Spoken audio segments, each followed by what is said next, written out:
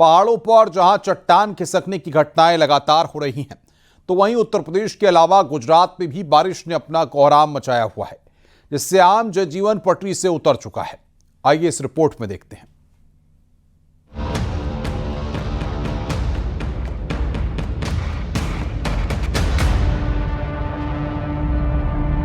पहाड़ों पर कुदरत कहर बनकर टूट रही है। बीते एक महीने में उत्तराखंड में भारी तबाही हुई है। बार बार बादल फटने की घटना से हर कोई दहशत में है। एक बार फिर उत्तरकाशी के नौगांव बाजार के स्योरी फल पट्टी में बादल फटने से भारी नुकसान हुआ है। एक घर मलबे में दब गया, जबकि कई घरों में मलबा घुस गया। कई गाड़ियां भी मलबे में दब गई। खतरे को देखते हुए कई लोग अपने घर खाली कर सुरक्षित जगहों पर चले गए। प्रशासन राहत बचाव कार्य में जुटा है। उत्तरकाशी में तेज बारिश से कई छोटे छोटे नाले उफान पर आ गए। चमोली के थराली में बीते दिनों आई आपदा से पैदल रास्ते तबाह हो गए, जिसके बाद लोग अब जान जोखिम में डालकर सफर करने को मजबूर हैं। जेसीबी मशीनों की मदद से लोग नदी पार कर रहे हैं। रानीखेत रामनगर रोड पर सड़क टूटने से आवाजाही पूरी तरह से बंद हो गई। ताड़ीखेत के पास सड़क टूट चुकी है, जिससे कई गांवों का मुख्यालय से संपर्क कट गया है। उत्तरकाशी के हर्षिल क्षेत्र में भारी बारिश और भूस्खलन से 2 और नई झील बनने से चिंता बढ़ गई है। ड्रोन सर्वे में इसका खुलासा हुआ। जम्मू कश्मीर के सोनमर्ग में जोजिला मार्ग पर लैंडस्लाइड से मलबा आ गया। इसके साथ ही भारी बारिश से वहां का मंजर खौफनाक हो गया। सैलाब इस तरह से बह रहा था, जिसे देखकर वहां मौजूद लोग थर्रा गए। आगरा में यमुना नदी उफान पर है। जलस्तर डेंजर लेवल पार कर चुका है। आगरा के गली मोहल्लों तक में पानी भरा हुआ है। रिहायशी इलाकों में पानी दाखिल हो चुका है। तस्वीर आपको दिखाएं तो देखिए तस्वीर कहां से कहां तक, जहां तक कैमरे की नजर जाएगी वहां पर आपको सिर्फ पानी ही पानी दिखाई देगा। यानी कि सामने से ये यमुना नदी बहती है और यमुना नदी का जिस तरीके से लगातार जल स्तर बढ़ रहा है, तो उसके बाद से ये पानी इलाकों में घुस आया है। जहां पर हम खड़े हुए हैं, लगभग 5 फुट ऊंची ये एक बेंच है, उसके ऊपर खड़े हैं, तो इसी से अंदाजा लगाया जा सकता है कि पानी कितना लबालब इस इलाके में भरा हुआ है। दूसरी तस्वीर, यहाँ पर पूरी टेबल लगा दी गई है। अगर किसी को इधर की तरफ आना है तो वो टेबल के ऊपर से होकर आएगा। क्योंकि यमुना के घाट पर तीर्थराज बटेश्वर और कैलाश महादेव के गर्भगृह में यमुना ने भगवान शिव का अभिषेक कर दिया।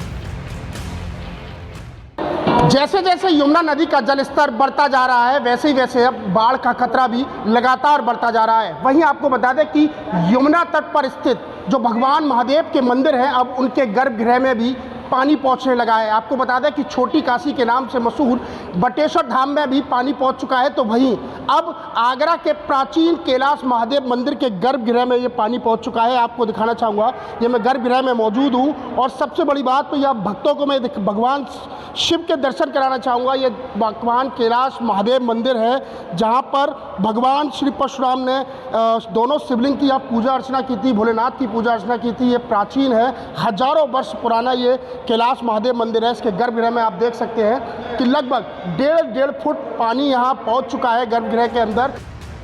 राजस्थान के उदयपुर की आहड़ नदी में फंसे एक युवक की जान बचाने के लिए भारतीय सेना ने अलग तरीका अपनाया। सेना ने ड्रोन टेक्नोलॉजी का कमाल दिखाया। ड्रोन की मदद से रस्सी और सेफ्टी बेल्ट पहुंचाई गई, जिसके बाद युवक को सुरक्षित बाहर निकाला गया। गुजरात के बनासकांठा में बनास नदी का जलस्तर बढ़ने से एक युवक फंस गया। युवक लगातार 16 घंटे तक फंसा रहा। एसडीआरएफ की टीम ने मौके पर पहुंचकर उसकी जान बचाई। वडोदरा में बाढ़ का खौफनाक वीडियो सामने आया। वडोदरा की एक नदी में टैंकर फंस गया, जिसके बाद ड्राइवर और क्लीनर जान बचाने के लिए टैंकर पर चढ़ गए। सूचना मिलने पर फायर ब्रिगेड की टीम ने रेस्क्यू कर दोनों को बचाया। गुजरात के भावनगर में केरी नदी में एक कार नदी के तेज बहाव में फंस गई। जेसीबी बुलाई गई और 2 घंटे की कड़ी मशक्कत के बाद कार को वहां से निकाला गया। गुजरात के अरवली जिले में भारी बारिश से हालात बिगड़ गए। अरवली में भिलोड़ा शामलाजी हाईवे भारी बारिश की वजह से एक बार फिर से बंद हो गया। वहीं रुद्रेश्वर महादेव मंदिर के पास सड़क पानी में बह गई। गुजरात के पाटन और राधनपुर में भारी बारिश ने हालात बिगाड़ दिए। 2 घंटे में हुई मूसलाधार बारिश ने शहर के हालात बिगाड़ दिए। दिल्ली में यमुना के जलस्तर में कमी हो रही है, लेकिन खतरा अभी टला नहीं है। 4 दिन बाद यमुना का जलस्तर 206 मीटर से नीचे आया है। Bureau report, news 18, UP, Uttarakhand. Jammu के अखनूर सेक्टर के परगवाल पर उस वक्त हड़कंप मच गया जब गांव को जोड़ने वाला बड़ा पुल अचानक टूट गया। लगातार बारिश से चिनाब नदी का पानी बढ़ गया और 40 से 50 गांवों का संपर्क पूरी तरह से टूट गया। हालात ऐसे बने कि लोगों की आवाजाही बंद हो गई और गांव वाले पानी के बीच फंस गए। ऐसे में भारतीय सेना और एनडीआरएफ जवान देवदूत बनकर आए।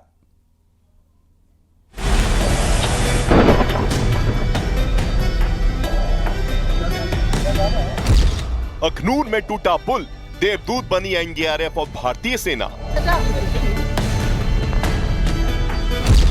चिनाब के पानी से घिरे 40 गांव, एनडीआरएफ और भारतीय सेना ने संभाला मोर्चा।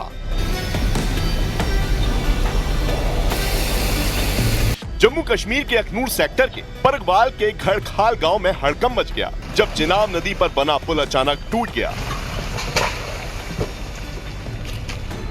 भारी बारिश की वजह से चिनाब का पानी गांव में घुस गया और 40 से 50 गांवों का संपर्क पूरी तरह टूट गया। लोग दोनों ओर फंस गए पूरी तरीके से और कई गांव का संपर्क आपस में टूट चुका था, जिसके बाद बेहद ज्यादा मुश्किलें गांव के लोगों को करनी पड़ रही थी। बहुत गांव के लोग जो यहाँ पर मौजूद है आपसे बात करेंगे। सर, ये संपर्क टूट गया, बहुत ज्यादा मुश्किलें तो आई होंगी जब ये पानी से पुल टूट गया? बहुत मुश्किलें आई हैं। जी जी, हाँ जी, ये टूट गया। 40-50 गांव है नीचे परकबाल साइड जी, इधर गांव गड़खाल है जी, बीच में टूट गया जी। अभी बहुत मुश्किल हो रहा है कि वहाँ के इधर नहीं आ सकते, उधर के उधर नहीं जा सकते। जी जी जी, ये मुश्किल बहुत हमें हुआ है। तो अभी ये हमने देखा आर्मी और एनडीआरएफ की टीमें आ रही हैं आप लोगों को पहुंचाने के लिए। आर्मी वाले बहुत मदद कर रहे हैं हमारे। वो देखो गाड़ियाँ आर्मी वाले को, इधर भी आर्मी वाले, जो आर्मी वाले बहुत मदद कर रहे हैं हमारे। हालात बिगड़े तो एनडीआरएफ और भारतीय सेना के जवान गांव वालों के लिए देवदूत बनकर आए। कैसे वो यहाँ पर पूरी मॉनिटरिंग कर रहे हैं, लोगों की मदद कर रहे हैं और कितने जोश से, मतलब हमने इन देवदूतों को हमेशा राष्ट्र मतलब की सेवा के लिए रखा है, लेकिन कितना पूरा जोश है, पूरे जोश से अपनी इस बोट पे लोगों को बिठा कर ले जा रहे हैं और यहाँ पर बहुत से लोगों की मदद इन्होंने सुबह से अभी तक कर दी है। तो संपर्क पूरी तरीके से टूट चुका है और सामने देखिए तस्वीरें कि कैसे हमारे जवान रस्सी बांधी हुई है और रस्सी की सपोर्ट भी दे रहे हैं और जो बीच में बोट में बैठे हैं उनकी भी पूरी सपोर्ट मिल रही है। इतना ही नहीं, जरूरी सामान, राशन और सब्जियां भी जवानों ने अपने कंधों पर उठाकर पहुंचाया। पूरी तरीके से यहाँ पर भीड़ लगी हुई है गांव में। कम से कम 40 से 50 गांव का संपर्क आपस में टूट चुका है।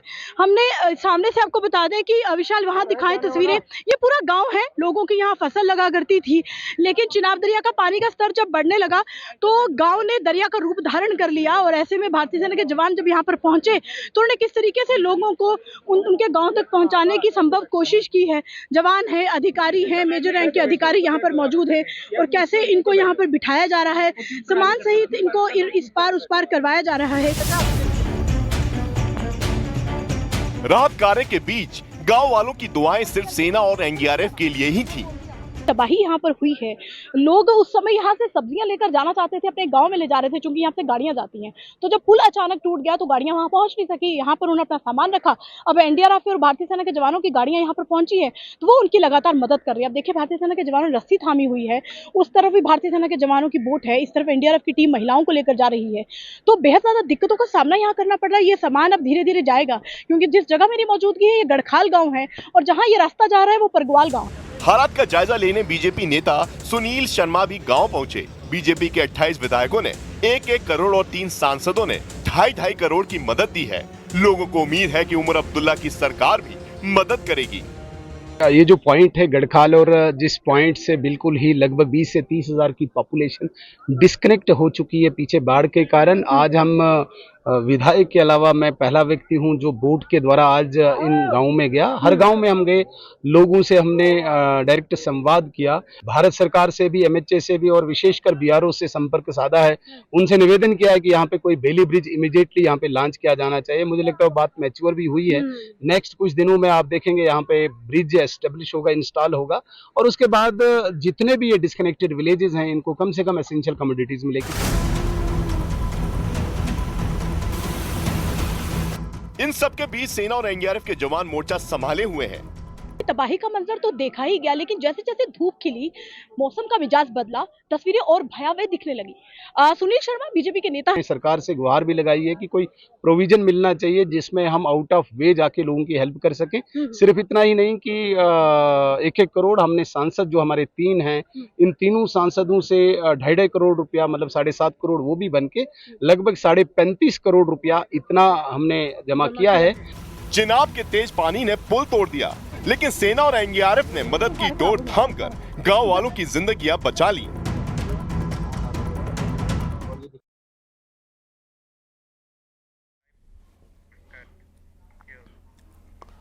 कुदरत के कोहराम से इस बार करीब करीब पूरा भारत हलकान है। आसमानी आफत के आगे हर कोई बेबस है। यूपी, गुजरात के अलावा मध्य प्रदेश में भी बारिश मुसीबत बन गई है। ये रिपोर्ट देखिए। आफत आसमानी, मुश्किल में जिंदगानी। शिप्रा में उफान, जलमग्न हुए मंदिर। रतलाम में रेल की पटरी भी डूबी। इंदौर में 3 मंजिला मकान धराशायी। धार में लापरवाही की हद, शराबी बहा। एमपी में सैलाब का सितम।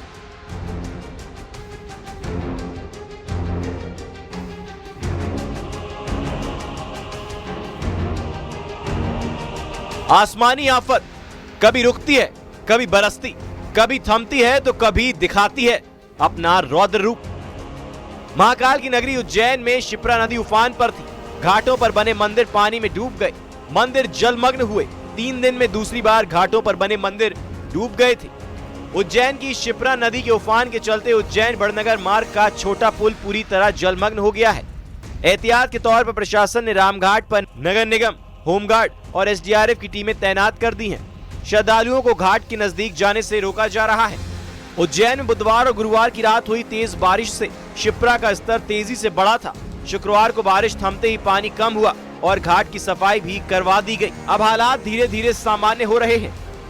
ये तस्वीर होश उड़ाने वाली है। तस्वीर इंदौर के अमार नगर की है। देखते ही देखते 3 मंजिला मकान ऐसे गायब हो गया कि पूछिए मत, ताश के पत्तों की तरह बह गया। शुक्रवार को हुई तेज बारिश के कारण 3 मंजिला मकान ढह गया था। अमार नगर में नाले पर बना मकान गिरा, जिसका वीडियो वायरल हो रहा है।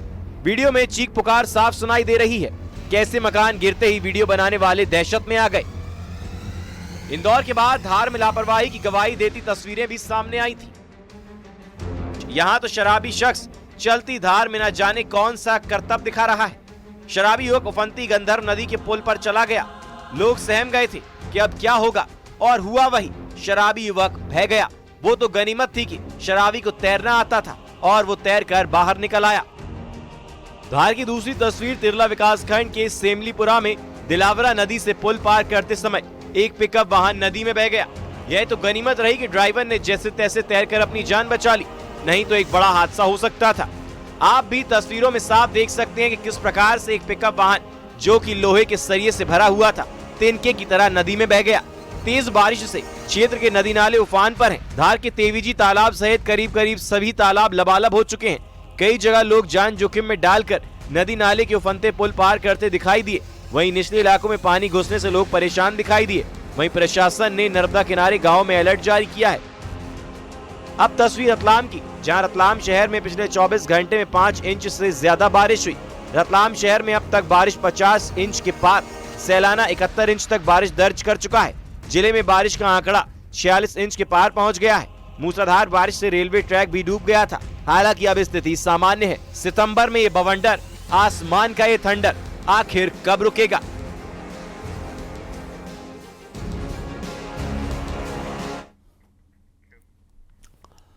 शामली में एक युवक यमुना पुल पर अटकने के बाद नदी में कूद गया। कुछ देर तक वो लहरों के साथ बहता दिखा, लेकिन बाद में उसका कोई पता नहीं चल पाया।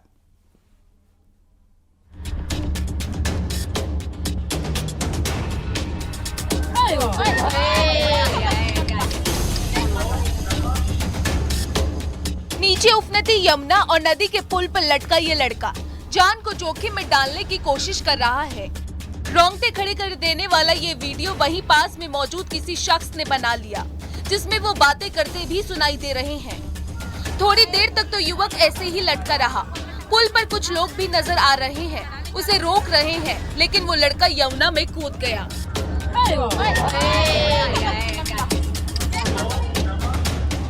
यमुना का वेग इतना तेज था कि वो उसमें बहता चला गया।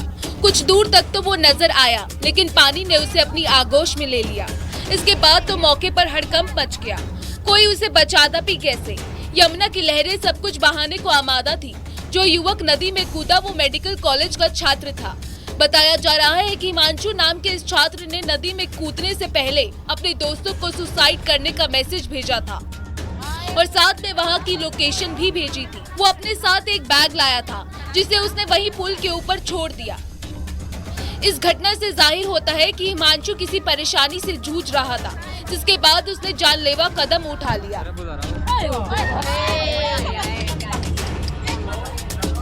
खबर मिलते ही प्रशासन की टीम मौके पर पहुंची। गोताखोरों की मदद से हिमांशु की तलाश शुरू की गई, लेकिन काफी देर तक उसका कोई सुराग नहीं मिल पाया। चश्मदीदों के मुताबिक हिमांशु शाम के वक्त पुल के नजदीक आया था। हिमांशु का घर हरियाणा के समालखा में है, चूँकि घर में कोहराम मचा हुआ है। Bureau report, news 18 UP Uttarakhand.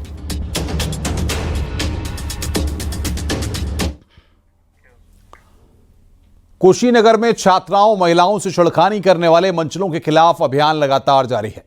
Kaptanganj police ने शिकायत मिलने के बाद 6 घंटे के अंदर एक बदमाश को गिरफ्तार किया है।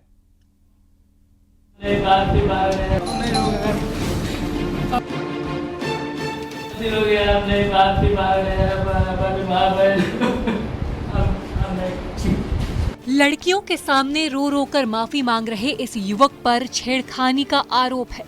इसे अपने किए पर अब पछतावा है, जिसके बारे में इसने पहले नहीं सोचा। जब पुलिस ने पकड़ा तो इसके होश ठिकाने आए। हम नहीं गलती करेंगे साहब, एक बार हो गया, हम नहीं करेंगे। पुलिस की गिरफ्त में आने के बाद अफरोज नाम का ये लड़का हाथ जोड़कर माफी मांगने लगा। आरोप के मुताबिक उसने एक मुस्लिम महिला से अश्लील हरकत की थी। शिकायत मिलने पर पुलिस ने तुरंत 3 टीमों का गठन करके छेड़खानी करने वाले युवक अफरोज की तलाश तेज कर दी।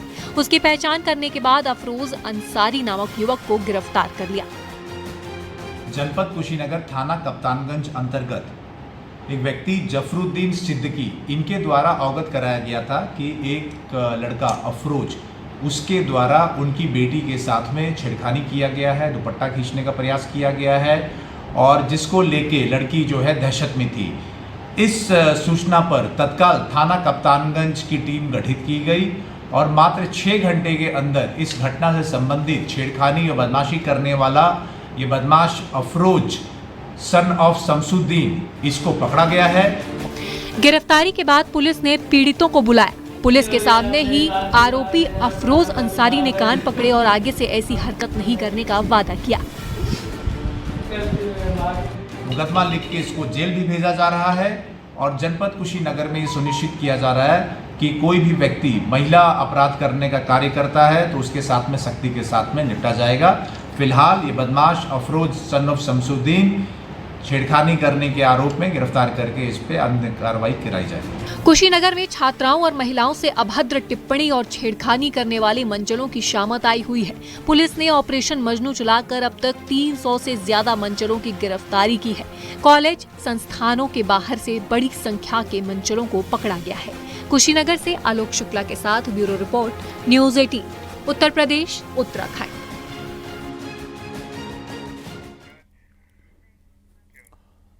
मुंबई में धूमधाम से लालबाग के राजा का विसर्जन हुआ। भक्तों ने गाजे बाजे के साथ गणपति बप्पा को विदाई दी। गिरगांव चौपाटी पर लालबाग के राजा का विसर्जन हुआ।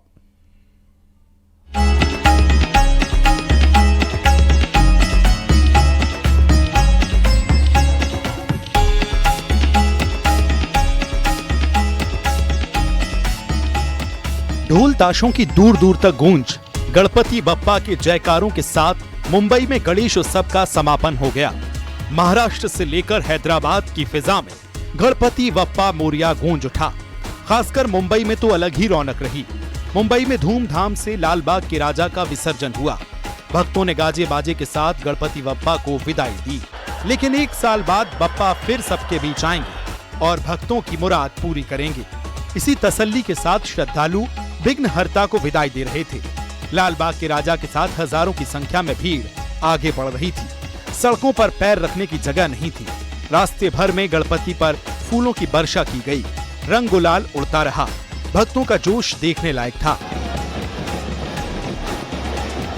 ढोल नगाड़ों की गूंज और गणपति बप्पा के जयकारों के साथ माहौल भक्तिमय हो उठा था। गणेश चतुर्थी के समापन पर हर साल हजारों भक्त गिरगांव चौपाटी पर गणपति बप्पा को विदा करने के लिए जुटते हैं। लालबाग के राजा को गिरगांव चौपाटी ले जाया जाता है, जहां उनकी भव्य मूर्ति का विसर्जन होता है।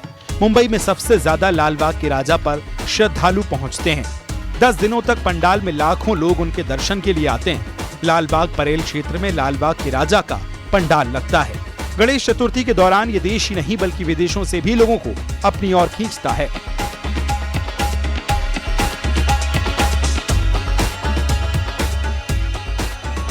लालबाग के राजा की विसर्जन यात्रा मुंबई में सबसे लंबी और भव्य मानी जाती है। शनिवार को लालबाग के राजा की पंडाल से विसर्जन यात्रा शुरू हुई, जो रविवार की सुबह जाकर खत्म हुई। ये यात्रा 20 से 25 घंटे तक चलती है। लालबाग के राजा लोगों की आस्था और विश्वास का प्रतीक है। इतना ही नहीं, श्रद्धालु अपनी मन्नत लेकर इनके दरबार में पहुंचते हैं। इन्हें मन्नतों का राजा भी कहा जाता है। शनिवार को मुंबई में अलग अलग जगहों से गणपति प्रतिमा को विसर्जन के लिए ले जाया गया। जुहू बीच से लेकर गिरगांव चौपाटी तक जन सैलाब उमड़ा। मुंबई में बीएमसी और पुलिस ने विसर्जन के लिए खास तैयारी की थी। शहर भर में 12,000 से ज्यादा मंडलों और घरों के गणपति स्थापित किए गए थे। Bureau report, news 18।